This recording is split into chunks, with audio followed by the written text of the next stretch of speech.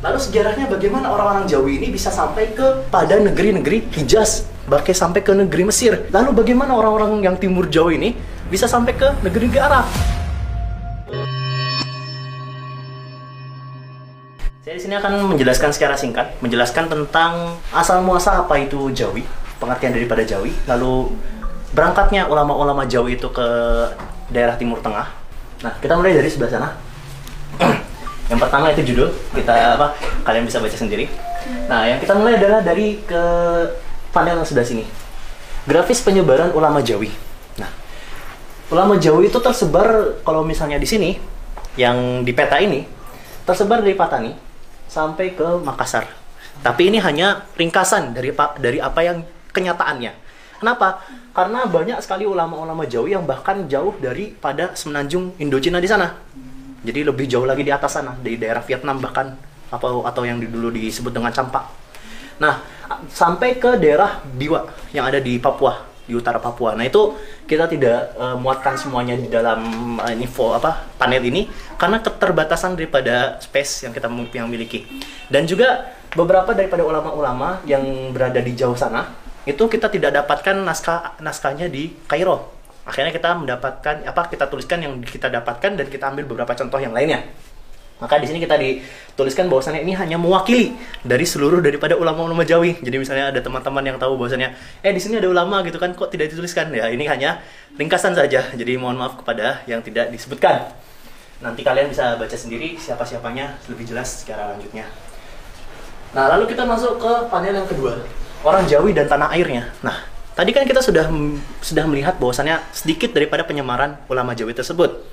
Lalu siapa sih ulama Jawi? Nah, di situ kan pertanyaannya. Siapa sih ulama Jawi? Apa sih Jawi tersebut? Nah, Jawi secara bahasa itu diambil dari kata Jawa. Nah, entahlah itu apakah itu nisbat kepada Pulau Jawa yang kita kenal sekarang, ataupun itu nisbat kepada penyebutan untuk daerah Nusantara kuno, Jawa Dwipa. Nah, itu entah bagaimana orang Arab mengambilnya. Tetapi kalau misalnya kita lihat di dalam peta Al-Idrisi, bahkan dalam sana pun kalau misalnya kita lihat petanya, kalian bisa searching lah di internet, map Al-Idrisi. Nah, itu dituliskan sebuah pulau ataupun kepulauan bernama Jawa. Intinya apa? Intinya sejak zaman itu bahwasanya orang Arab itu sudah berniaga ke daerah Jawa dan menyebut daerah sana tuh daerah Jawa. Ya, terjadi generalisasi daripada makna Jawa tersebut. Yang akhirnya menyebar luas. Lalu siapa sih ulama-ulama Jawi ataupun orang-orang Jawi yang dinisbatkan kepada Jawi tersebut? Nah, secara umum kita bisa simpulkan bahwasannya orang-orang Jawi adalah orang-orang yang berasal dari Asia Tenggara secara umum.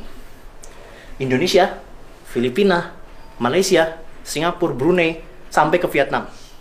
Jadi daerah Nusantara, Melayu sampai ke Indochina, ya itu. Jadi adalah orang-orang yang umumnya adalah berasal dari Asia Tenggara yang memiliki rumpun yang sama, rumpun yang hampir sama, rumpun Melayu, yang memiliki latar belakang kehidupan yang sama, dan terikat oleh satu hal yang sama. Apa itu? Tulisan Jawi. Nah, jadi orang-orang di sini terikat oleh satu hal, yaitu adalah tulisan Jawi. Apa itu tulisan Jawi? Jadi intinya tulisan Jawi adalah tulisan Arab yang dimodifikasi ataupun yang diubah sedikit untuk mengikuti daripada lahjat orang-orang yang berasal dari tanah Jawi. Nah, itulah satu hal yang mengikat seluruh orang yang berasal dari tanah Jawi tersebut. Nah, kita bisa simpulkan bahwasanya ulama Jawi ataupun orang-orang Jawi yang kita maksudkan di sini adalah seluruh orang-orang yang berasal dari Asia Tenggara yang terikat oleh satu hal, yaitu adalah tulisan Jawi. Itu adalah secara geografis dan etimologinya. Lalu sejarahnya bagaimana orang-orang Jawi ini bisa sampai pada negeri-negeri Hijaz, bahkan sampai ke negeri Mesir. Lalu bagaimana orang-orang yang timur Jawi ini bisa sampai ke negeri-negeri Arab? Kan itu pertanyaan. Mereka membutuhkan waktu yang sangat panjang. Lalu kenapa bisa sampai ke sana? Kenapa orang-orang Jawa ini kan? Nah, pertama-tama Islam itu datang ke daerah sana dengan niaga, dengan perdagangan, dengan dai dan sebagainya macamnya. Sampai akhirnya berdirilah kesultanan-kesultanan Muslim ataupun kerajaan-kerajaan Muslim ataupun kekuasaan lainnya yang beragama Islam. Akhirnya dai mulai menyebar banyak di daerah sana. Nah, di daerah sini mulai tersebarlah kesultanan-kesultanan. Akhirnya apa? Banyaklah orang di daerah tanah Jawa ini yang menganut agama Islam. Nah, setelah orang itu berlama-lama berapa generasi keturunan beragama Islam ataupun ya akhirnya ketika orang itu sudah mulai belajar makin dalam tentang agama Islam, ada yang disebut dengan haji. Ya kan? Akhirnya orang-orang itu berhaji kemana pastinya? Berhaji ke Mekah. Nah, sekalian mereka ke Mekah, ngapain? Belajar. Nah, disitulah muncul komunitas-komunitas Jawi yang dimana mereka itu berhaji ke Mekah, lalu mereka di sana belajar, dan orang-orang yang berdagang ke Mekah ataupun ke daerah Arab lainnya. Kenapa? Karena rempah-rempah itu berasal dari tanah Asia Tenggara, lalu dibawa ke India, lalu dibawa ke Arab, lalu dibawa ke Eropa. Nah, itu makanya kenapa orang Eropa itu sangat ingin mencari apa itu India, kan gitu. Kenapa? Karena mereka itu mendapatkan rempah-rempah dari tanah yang jauh sana, itu sudah tangan ketiga, tangan keempat, makanya harganya sangat tinggi. Makanya mereka mau ngutus Columbus, ngutus para petualang-petualang itu untuk apa? Untuk mencari tempat dijualnya rempah-rempah murah, tempat langsungnya. Nah, akhirnya ulama-ulama itu ataupun orang-orang Jawa itu belajar kepada Mekah ataupun negeri turunnya daripada wahyu tersebut, negeri turunnya Al-Quran itu. Mereka ingin belajar langsung kepada pusatnya. Itu adalah keinginan daripada orang-orang Jawi pada saat itu. Akhirnya banyaklah komunitas Jawi yang berada di Mekah pada saat itu. Nah, lalu setelah mereka belajar di Mekah, orang-orang yang guru-guru yang berasal di Mekah itu berasal daripada negeri-negeri yang macam-macam. Ada yang dari Iran, ada yang dari Irak, ada yang dari Suriah, ada yang dari Mesir, ada yang dari Yaman, ada yang dari Maghrib. Dari mana-mana berkumpul di Mekah, belajar bersama dari guru yang ini, dari guru yang itu. Nah, pada saat itu ketika kita tarik sanad keilmuannya, orang-orang pada masa itu, guru-guru besar pada masa itu yang terutama yang digurui oleh orang-orang yang berasal dari tanah Jawi, itu sanadnya berasal daripada tanah Mesir, khususnya di Al-Azhar. Akhirnya ketika guru itu sudah membereskan, mencukupkan bahwasannya kamu sudah cukup belajar kepada saya, belajarlah kepada guru saya. Kan seperti itu kan kebanyakannya, menjadikan murid satu tobako dengan gurunya. Mungkin orang-orang yang lebih orang-orang hadis lebih paham masalah ini kan. Nah, lalu ketika dia ingin belajar kepada gurunya, yang dimana gurunya itu kebanyakan ada di Mesir, akhirnya orang-orang Jawi yang ada di Hijaz tadi pergi ke Mesir untuk apa? Untuk belajar kepada guru-gurunya.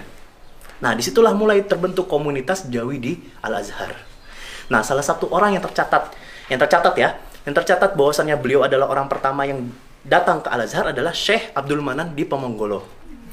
Atau yang kita bisa sebutkan bahwasannya beliau adalah kakek daripada Syekh Mahfuz Termas. Siapa Syekh Mahfuz Termas? Yang punya Hasyiatul Musi yang ada di sebelah sana, yang yang dicetak di Dadun Minhaj.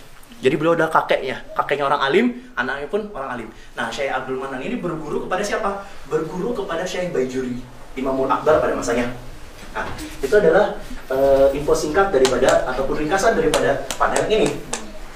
Lalu akhirnya masuklah ke pembahasan Ruwah Jawi dan sanad keilmuan Al-Azhar. Nah, tadi sudah dibahas bahwasannya akhirnya orang-orang Jawi itu berhasil masuk ke Mesir ataupun berhasil belajar di Mesir. Dan siapa yang tercatat? Pertama kali Syekh Abdul Manan di Pemonggolo. Nah, itulah yang tercatat. Kita tidak tahu bahwasannya mungkin aja ada lebih banyak lagi orang-orang sebelum beliau yang sudah belajar di Mesir, tapi tidak tercatat. Karena banyak sekali ulama Jawi kan ya, tapi yang tercatat adalah beliau. Nah, pada saat itu Masjid Azhar itu masih memakai sistem yang disebut dengan sistem ruwa ataupun bilik. Jadi satu bilik itu ataupun satu ruangan itu dikumpulkan daripada asal masing-masing daripada orang tersebut. Nah, contohnya adalah Ruwah Jawi ataupun Ruwah Syawam. Orang-orang Syam dikumpulkan dalam satu bilik disebut dengan Ruwah Syawam. Nah, ada juga yang disebut dengan Ruwah Jawi. Kenapa? Karena orang-orang Jawi sudah mulai berkumpul, akhirnya diberikanlah satu ruwah untuk orang-orang Jawi. Nah, di mana letak daripada Ruwah Jawi saat ini? Kan itu pertanyaannya. Jadi kalau misalnya kita bayangkan Masjid Azhar itu tidak seperti sekarang yang luas, musholah langsung kan ya. Dulu masih banyak bilik-bilik di dalamnya. Orang tinggal, orang mutolaah di sana, orang makan di situ, orang belajar di situ, orang tidur di situ dan segala macamnya. Nah, di mana letak daripada Ruwah Jawi saat ini di Masjid Azhar? Letak tepatnya adalah di belakang daripada pengimaman Fatimiyah atau di bawah Dikkah. Nah, tahu tuh pengimaman Fatimiyah? Jadi ketika masuk ke Masjid Azhar, kan ada bagian bawah, ada bagian atas. Dia di bawah kan ada mimbar, ada mihrab, lalu di depan ada mihrab lagi yang ada mimbar besarnya. Nah, yang pertama ini adalah mihrabnya Fatimiyah. Jadi Masjid Azhar di zaman Fatimi itu hanya sekecil itu. Nah, lalu ditambahkan pada zaman Utsmani, lalu setelahnya itu ditambahkan juga atasnya. Makanya itu disebut dengan Zula Fatimiyah, Zula Utsmaniyah yang atas. Nah, di belakang persis daripada mimbar atau mihrab Fatimiyah, di bawah Dika. Dika adalah tempat apa kalau misalnya kayak tempat panggung itu, kayu di atas itu kan ada tuh. Jadi di mihrab Utsmani, lalu apa mimbarnya, lalu di atasnya ada mihrab apa ada kayak pelataran kayu di atasnya. Untuk apa? Untuk dulu itu kalau orang kan dulu belum ada mikrofon ya. Jadi orang yang di belakang tidak terdengar suara imam. Nah, orang di atas itu berdiri untuk melantangkan suara imam ke belakang. Yang Allahu Akbar itu. Nah, itu di bawah situ dan di belakang daripada mihrab ataupun mihrab Fatimiyah. Jadi di pojokan situ tuh. Nah, paham? Terbayang?